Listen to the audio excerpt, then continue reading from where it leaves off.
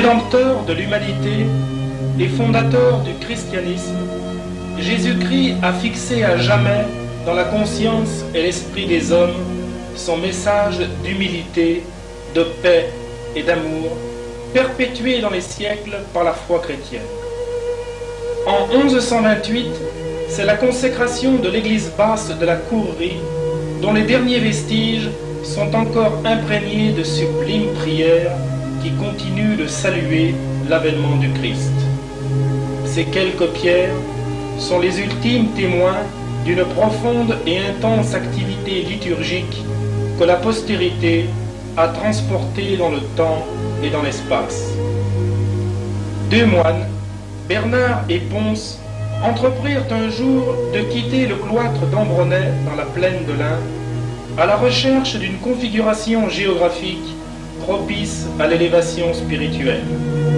Bientôt, ils découvrirent le décor austère et rigoureux du massif du Mollard de Don. Les deux religieux s'enfoncèrent toujours plus haut dans la montagne pour marquer l'indispensable distance qui devrait les séparer du monde dans l'observance de la solitude. Ils s'arrêtèrent devant une petite combe taillée dans la voûte anticlinale d'un repli de terrain.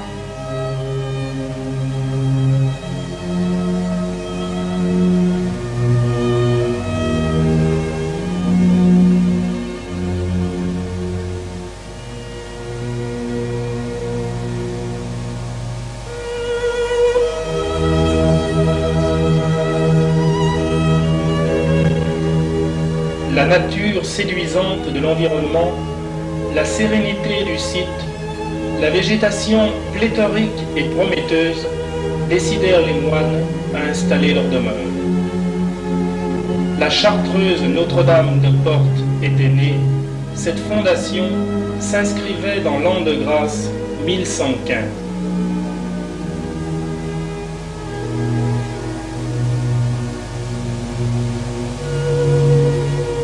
Au pied du calvaire de Portes, nous découvrons l'actuelle chartreuse blottie dans un lit de sapin.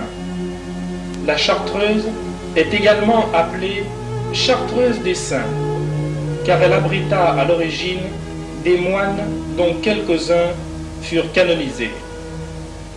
Les 12 cellules du monastère forment un ensemble de maisonnettes au toit gris-rose qui entourent le cloître et son cimetière.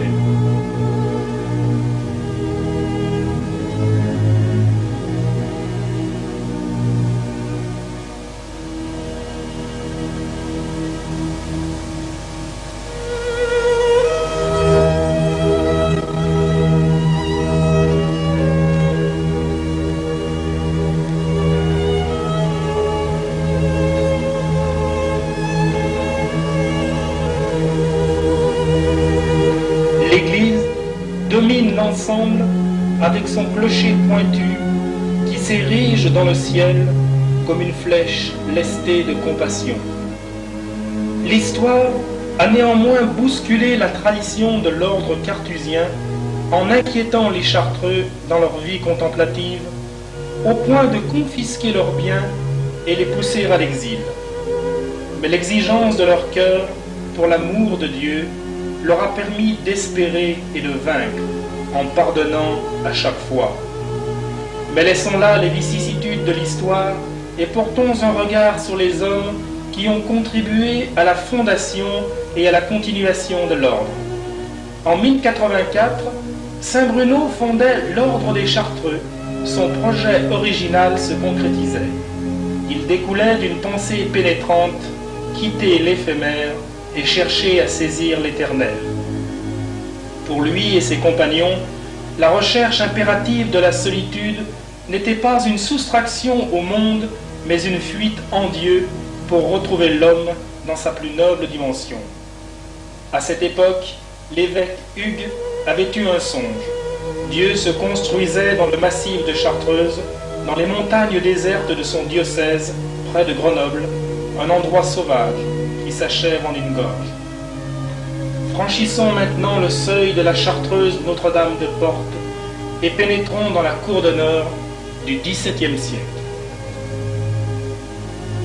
au premier étage des bâtiments les cellules des frères, plus petites que celles des pères, car les frères travaillent dans les ateliers, les champs et sur les chantiers. Ils se répartissent les travaux domestiques nécessaires au bon fonctionnement de la vie monastique. Mais, hormis les heures pendant lesquelles ils travaillent, les frères vivent dans leurs cellules où ils prient, lisent et prennent leur repas. Ils participent également à l'office des pères s'ils le désirent. La présence des frères est néanmoins indispensable pour que les pères destinés à être prêtres s'adonnent à la stricte solitude contemplative. Anthelme de Chignin, un jeune chanoine de Bollay, issu d'une riche famille savoyarde, deviendra le successeur de Bernard à la Chartreuse de Portes. Plus tard, et pendant 2 ans, Anthelme fournira un travail considérable en organisant et en développant la vie monastique du monastère. Il sera le protecteur providentiel d'une région frappée par la famine.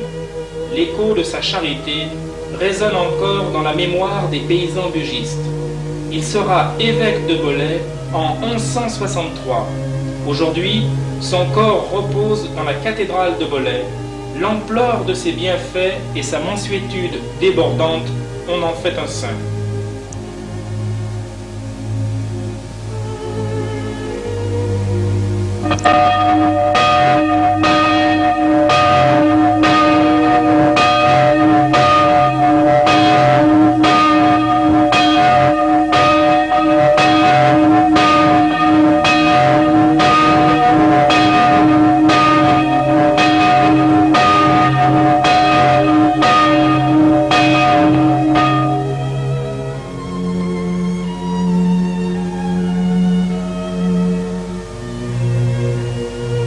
La cloche ponctue les différentes heures de la vie liturgique.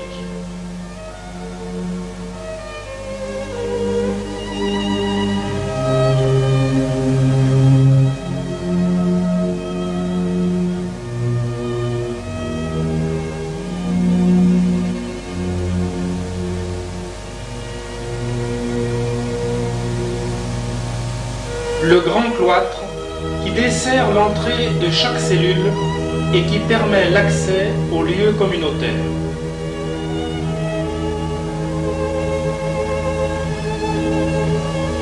À gauche, le guichet par lequel parvient la nourriture du Père.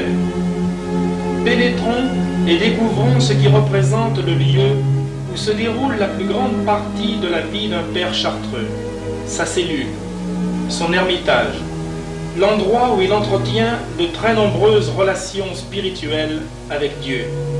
Une cellule se compose de 4 pièces. Au rez-de-chaussée, la première pièce se nomme le bûcher. Le moine y coupe et fend son bois de chauffage. La seconde constitue l'atelier qui peut être destiné à faire de la menuiserie ou de la reliure. Les activités manuelles contribuent nécessairement à l'équilibre de la vie érémitique. Au premier étage, la chambre de l'Ave Maria. La seconde pièce de l'étage se nomme le cubiculum. Cette dernière est la plus vaste. Elle est munie d'une stalle et d'un prie-dieu. C'est en ce lieu que le religieux psalmodie la plus grande partie de l'office divin. La lecture, l'écriture, la prière, la contemplation et la méditation, telles sont les activités auxquelles s'emploie le moine dans cette pièce. Le religieux prend son repas.